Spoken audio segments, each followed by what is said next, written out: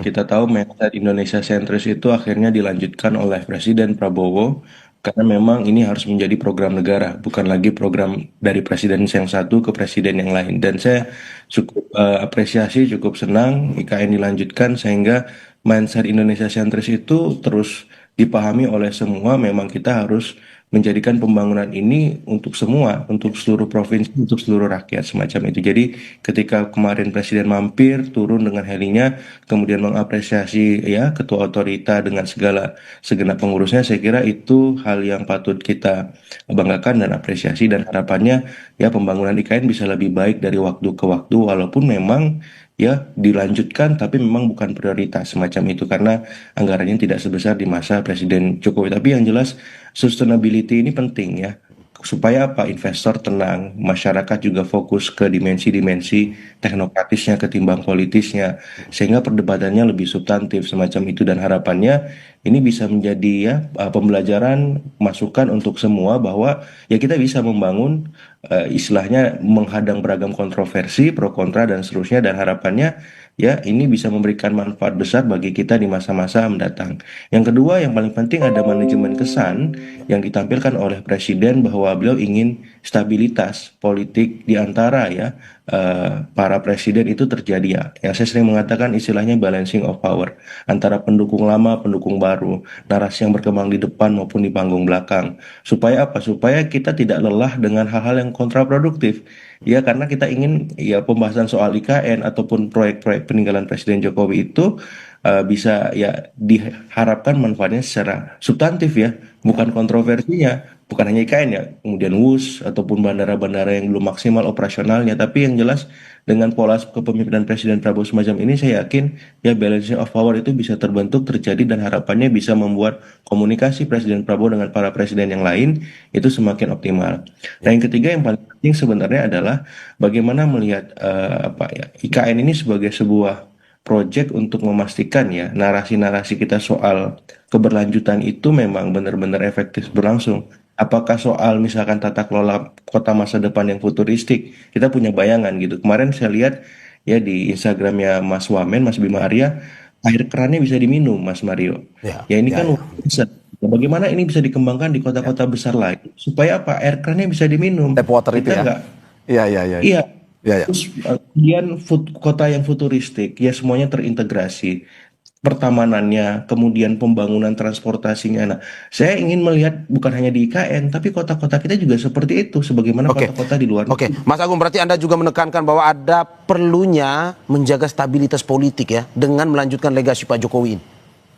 Persis, persis. Ini Ya, penting ya, balancing power itu supaya tidak ada dinamika di antara para pendukung maupun di publik sendiri yang selama ini melihat dimensi politiknya lebih kuat, padahal kita harus fokus ke dimensi-dimensi teknokratisnya, bagaimana IKN bisa bermanfaat. Seperti itu. oke. Dan menurut Anda apakah memang semua partai misalkan perlu mendukung keberlanjutan stabilitas politik ini, termasuk juga Nasdem? Otomatis Mas ya, Ya, kalau kita ingin membangun syarat stabilitas itu utama ya. Kita nggak bisa membangun kalau stabilitas di dalam negeri aja tidak maksimal ya. Karena di luar negeri geopolitik geostrategisnya lagi rentan. ya, Ya ketidakpastiannya besar. Jadi kita harus benar-benar memastikan elit kita, masyarakat kita solid ketika ya. pemerintah membangun menjalankan Oke, program-programnya. oke. Saya ke Mas Rifki. Mas Rifki, Nasdem pun juga harus menjaga stabilitas politik dengan mendukung IKN. Kalau kata Mas Agung, menurut Anda? Ya, Nasdem kan sudah mendeklarasikan diri sebagai Ya, bagian dari pemerintah, kendati memang kami sampai dengan saat ini belum memasukkan kader kami di dalam kabinet pemerintahan Prabowo Gibran sebagai menteri maupun wakil menteri. Tapi kemudian komitmen kami jelas kepada pemerintahan ini. Kami saat ini di DPR punya 69 anggota fraksi Partai Nasdem.